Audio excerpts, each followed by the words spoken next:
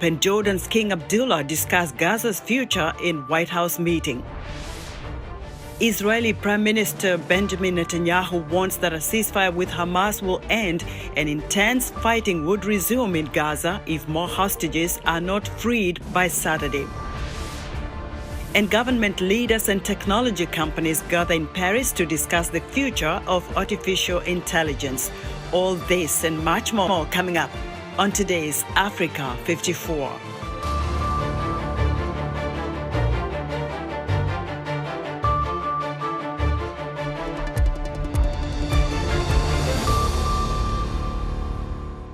U.S. President Donald Trump is doubling down on his demand that Jordan's King Abdullah II support his plan to take over Gaza and permanently take in Palestinians.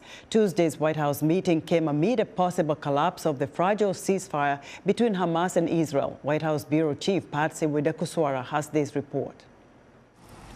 Palestinians in the Gaza Strip fear the return of war after Hamas's threat to delay the next planned release of Israeli hostages and U.S. President Donald Trump's call to cancel the ceasefire.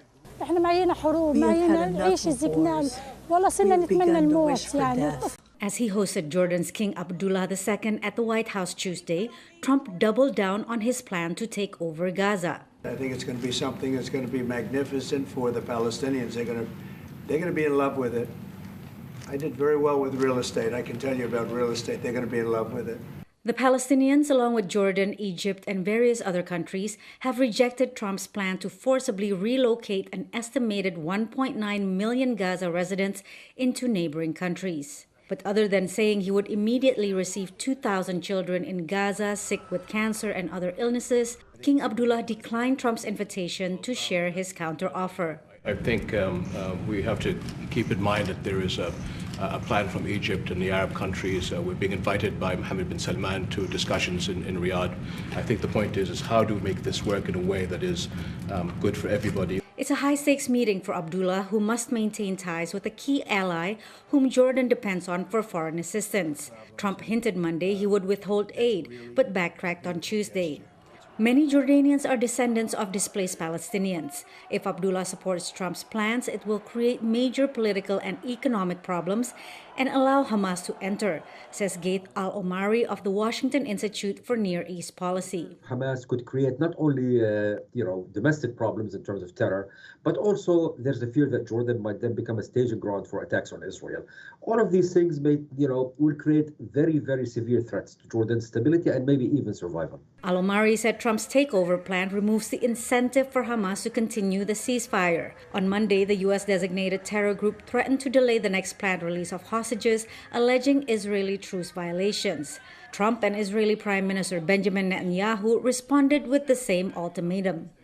The decision I passed unanimously in the cabinet is this. If Hamas does not return our hostages by Saturday noon, the ceasefire will end, and the IDF will return to intense fighting until Hamas is finally defeated. Israel will hand over Gaza to the U.S. after the war, Trump has said. We're not going to buy anything. We're going to have it, and we're going to keep it, and we're going to make sure that there's going to be peace, and there's not going to be any problem, and nobody's going to question it. These Gazans would disagree. Patsy Widakuswara, VOA News, Washington.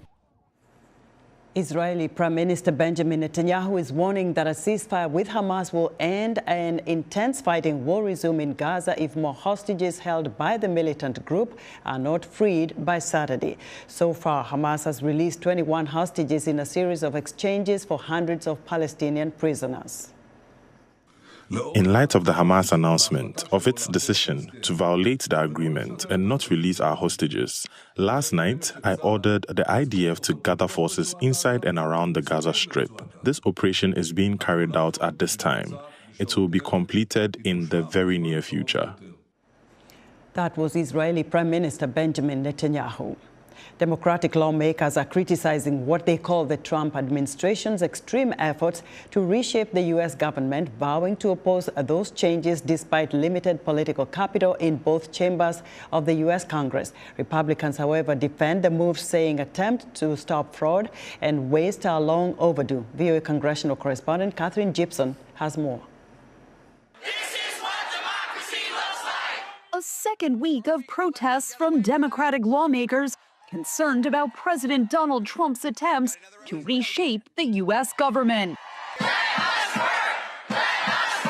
Despite limited political capital in both chambers of the U.S. Congress, Democrats vowing to fight what they call the Trump administration's extreme efforts to close down government agencies and immediately lay off federal workers. If you want to make cuts, then you do it through a debate in Congress, not lawlessly by just implementing them. We want waste. We want to make sure waste isn't done, but they're cutting out the meat that's going to hurt millions of American families. Republicans have defended the work of the Department of Government Efficiency, or DOGE, led by billionaire Elon Musk, saying attempts to stop fraud and waste are long overdue. The Democrat Party's tantrums are exactly why they hold no majority in Congress and their candidate is not in the White House. DOGE is rightly pulling back the curtains that have been closed for years, and the outrage we are seeing across the aisle is baffling but not surprising, given their record of mismanagement of taxpayer dollars. Democrats are vowing to fight for protections for government agencies or withhold their votes in upcoming government funding talks. There's very little appetite to help Republicans when we don't trust that Donald Trump's going to spend the resources that we've allocated for education, for health care, or even, we don't know, for our defense. With Elon Musk and his unelected friends running through and combing through the federal system. Democrats have had some success temporarily stopping Trump's executive orders in the U.S. court system. But one analyst told VOA other changes will take time. We haven't yet seen the grassroots mobilization yet, but that's the one most indirect to levers of power within Washington, D.C. It takes time for those messages to resonate with the American people, them to coordinate with each other, to gain enough volume to reach members of Congress or enough members of Congress. But Speaker of the House Mike Johnson said Tuesday the Democratic Party has very little power. There's no identified leader of the party. They don't have a clear vision. They seem rudderless. In hopes of finding themselves, they've latched onto this new shiny object called the rule of law. Well, we'd like to welcome them to the concept. It would be admirable if they hadn't spent the last 4 years with their heads buried in the sand while Biden literally trampled over the rule of law with no objection. The short-term agreement funding the U.S. government is set to expire March 14th. Catherine Gibson, VOA News, Washington. The Trump administration says it is carrying out a review of foreign aid programs and the main U.S. Agency for Humanitarian Assistance, USAID. Veronica Balderas-Iglesias reports on what changes critics of the agency are proposing. I, Donald John Trump, do solemnly swear. With his America First approach, U.S. President Donald Trump has promised sweeping changes to how the United States interacts with the rest of the world. The simple concept, America First, it doesn't mean you hate anybody else. It means that you have leadership, and President Trump has been very clear about this, that puts the interests of American citizens first. In that context, President Trump ordered a 90-day freeze starting January 20th to all foreign assistance pending a government review, with some exceptions which U.S. Secretary Marco Rubio recently clarified. We've issued waivers for programs that make all the sense in the world. They make America safer. They make America stronger. If it's providing food or medicine or anything that is saving lives and is immediate and urgent, you're not included in the freeze. The U.S. Agency for International Development, which manages most of the foreign assistance programs, is under intense scrutiny, which some analysts say is necessary. There's maybe parts of the U.S. Agency for International Development that might need to be downsized or repurposed to try to refocus them on U.S. national security objectives rather than merely promoting cultural norms that we find to be beneficial and useful here, but that may not be desired by the target country. One of the things the Trump administration has been very concerned about is USAID's focus on diversity, equity, and inclusion around the world. And, I think that has been mishandled to a certain degree by U.S. aid, because some countries around the world are not ready for accepting, for example, gay marriage.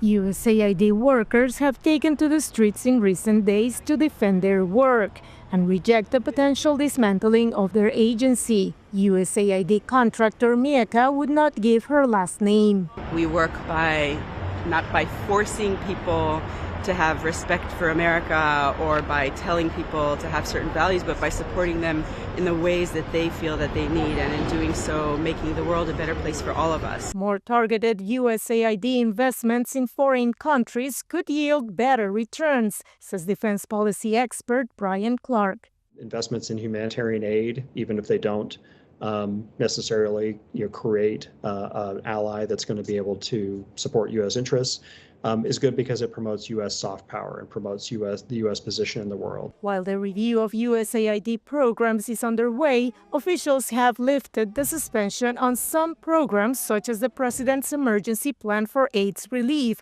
or PEPFAR. But local clinics did not immediately reopen. Veronica Valderas Iglesias, VOA News, Washington. The 27-nation European Union and Canada are vowing to stand firm against U.S. President Donald Trump's move to impose 25% tariffs on their steel and aluminum exports. Trump says the steel and aluminum tariffs will take effect on March 12th. In response, EU officials say they could target such U.S. products as the bourbon, jeans, peanut butter, and motorcycles, much of it produced in Republican states that supported Trump in his election victory. President Trump imposed the steel and aluminum tariff to boost the fortunes of U.S. producers. The EU has scheduled an emergency virtual meeting on Wednesday to shape the bloc's response. Despite the M23 rebels calling for the resumption of the schools in the eastern part of Congo city of Goma, which they captured in January, classrooms are still empty. Many families are fearful of sending their children back to bullet-ridden buildings. VOA's Philip Alexiou explains. As the conflict in eastern Congo continues, the continuing displacement and movement of mass amounts of people does not stop. Camps are set up and people are moved out. Aid agencies are doing all they can. It becomes overwhelming. Yet a whistle blows announcing the beginning of school in this part of Goma, with only a few students attending where normally 1,200 would be in class on this day.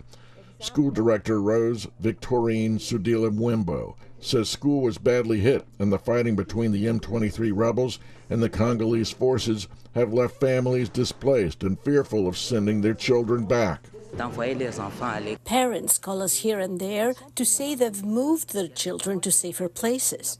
They don't dare send them to school because they still fear for their safety, and the children themselves are traumatized. They don't know how to navigate a world filled with the sounds of explosions, bombs, and stories like this. It pains us. We were almost approaching the end of the exams. Goma fell into the hands of M23 rebels on January 27th. The region has since been the site of violent fighting between the Congolese army and M23 fighters, who Congo alleges are backed by Rwanda, a claim Rwanda denies. Despite a call from the M23 rebels for schools to resume normal operations, uncertainty remains for many families. Ongoing violence has created an atmosphere of fear that has not only emptied classrooms, but also damaged critical infrastructure. Bullet marks pockmarked school buses, while classrooms bear the scars of explosive devices. And some schools have been used as refuge centers for displaced families, further complicating efforts to restore normalcy. Will the children be able to focus on their lessons after everything they've witnessed?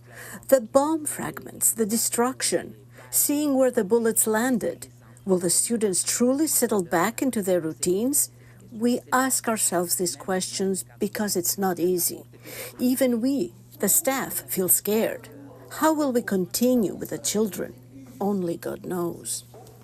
Aid agencies are doing what they can, the U.S. being the #1 aid agency for Congo. But there are concerns now what will happen since President Donald Trump's decision to suspend aid assistance and how that will affect aid operations in the Democratic Republic of Congo. Philip Alexio, VOA News, Washington. We're excited to hear what you think about Africa 54 and all our VOA Africa programs on our website at voaafrica.com. Still to come, we'll have a look at the latest vehicles on display at the Chicago Auto Show. Stay with us. On the next Straight Talk Africa, a new land reform law in South Africa is causing a stir in the United States and beyond. U.S. President Donald Trump froze all aid to South Africa of what he said are rights violations against some of its white citizens. South African authorities claim the law is attempting to redress racial inequality. Join me, Vincent McCory, in an in-depth discussion of South Africa's Expropriation Act.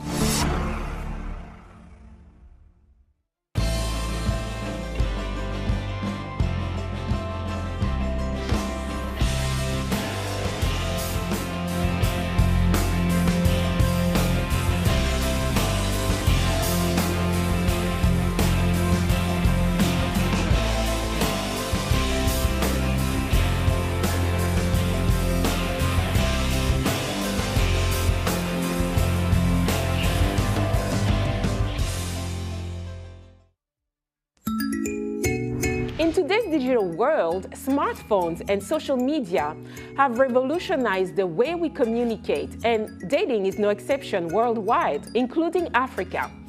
Online dating platforms and social networks have created new opportunities for people to connect, breaking down traditional geographic and social barriers. On the next episode of Our Voices, we'll explore how men and women first connect through digital platforms and whether these connections can turn into lasting relationships. Join the conversation each week right here on Our Voices.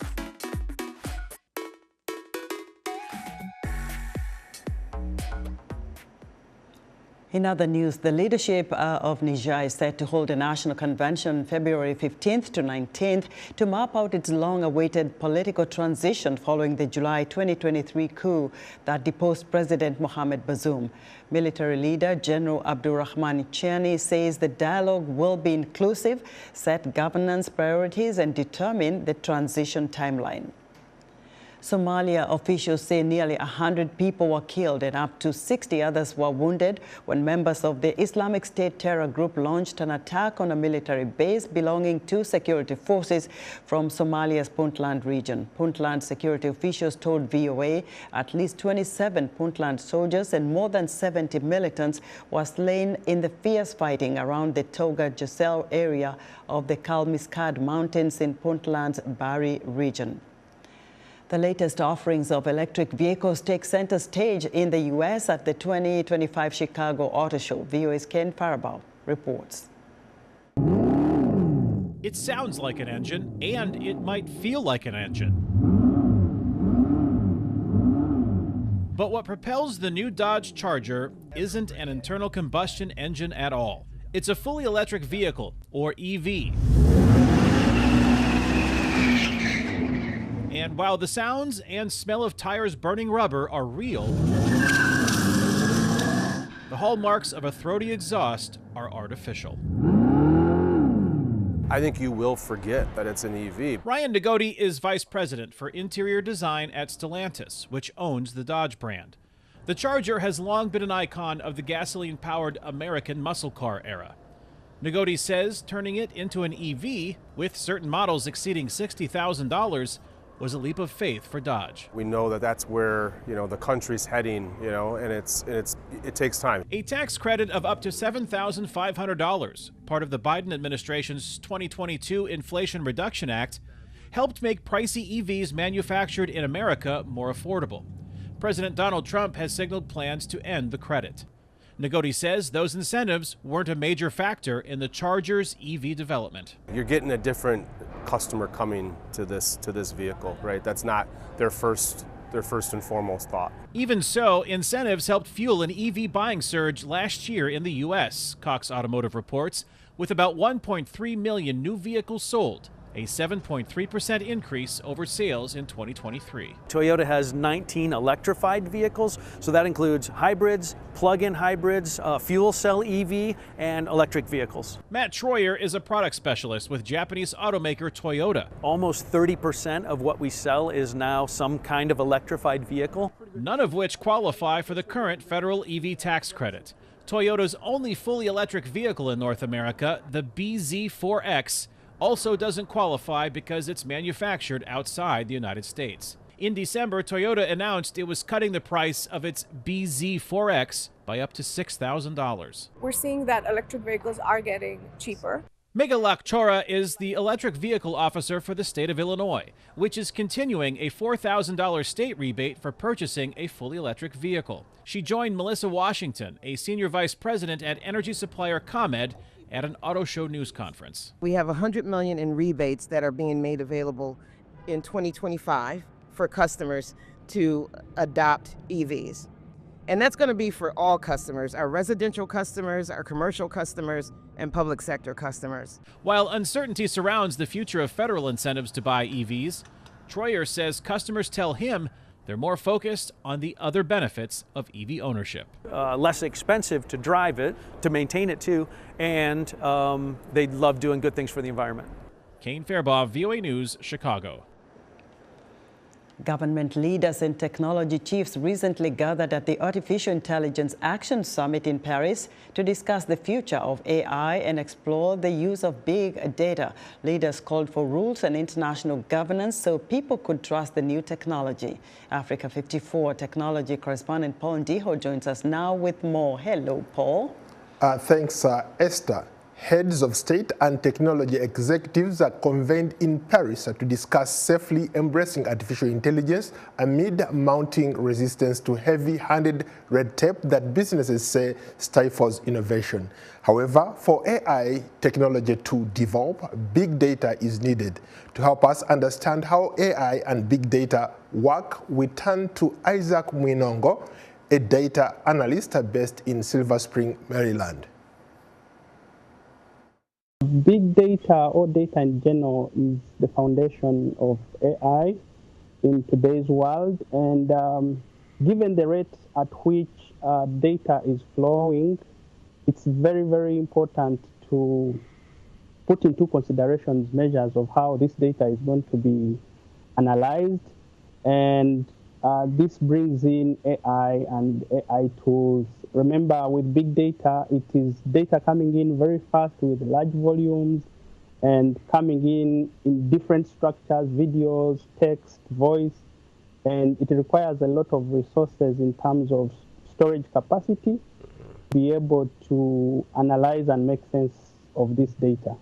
When we talk about analyzing, what do we mean exactly to actually break it down and make sense of it? This data that is coming in has hidden meaning behind there, but it takes experts to try and first pre-process it, clean it up, because depending on the goal that you want to achieve with that data, you have to analyze this data by pre-processing it, cleaning it up. You have to make sure the data that you're trying to process is relevant to what you want to achieve. So that is how data analysts come into play, to try and analyze this data, pre-process it, clean it up before it's, for example, put aside in different data models to analyze or predict whatever goal you want to achieve. Recently here in the United States, there was a lot of concern. The U.S. government, the U.S. Congress and the Senate, they all voted overwhelmingly to ban TikTok because TikTok is owned by ByteDance. ByteDance is a Chinese company. One of the reasons they gave was data collection and privacy concerns. They were worried that the Chinese government is collecting data on Americans. From your vantage point, how do we stop something like that from happening? There is always a concern of privacy on who owns the data. If, for example, I sign up on TikTok and put my profile and information, given that, for example, TikTok is an app across the world, definitely there will be privacy concerns in terms of the different regulations that cut across the different countries. So it's important for the different regulations or regulators in the different countries to put into consideration privacy laws that govern the different, for example, applications, because it brings the intercontinental aspects, brings in challenges of data regulation. So, for example, we don't know where our data is being kept with TikTok. Is it being held in America if I'm an American, or if I put my location as America, or it's being kept in China?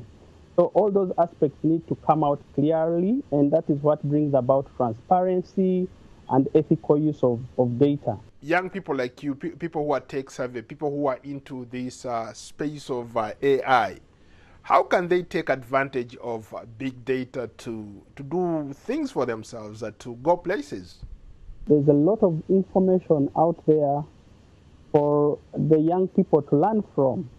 You utilize how to use ChatGPT, you have a lot of information.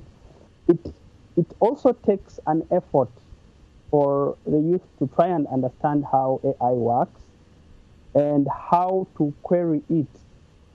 It's not that anything you ask it, it will give you, but how you ask it is very important. So it's important for the youth to understand how they can make value out of these resources. Should people who are now comfortable using OpenAI, ChatGPTs, be worried about this new kid on the block, DeepSeek? They should per se not be worried, but try as much as possible to explore how it works. I've been using it myself, and it's really a very good tool, only that has been facing challenges of, I think, storage. People are using it a lot, and you'll ask it and it will not give you results because the servers are busy. I think it's revolutionizing the GPT world or the generative AI world, and I think it's very good for organizations because, according to them, it can be way cheaper for you to have a GPT. Isaac Mwinango is a data analyst based in Silver Spring, Maryland. That's our tech report. Back to you, Esther. Thank you very much, Paul. Be sure to join Paul Ndiho each Wednesday for another tech segment right here on Africa 54. And that's our show for today. Be sure to watch Africa 54 on our website at voaafrica.com. From all of us here in Washington, thanks for watching.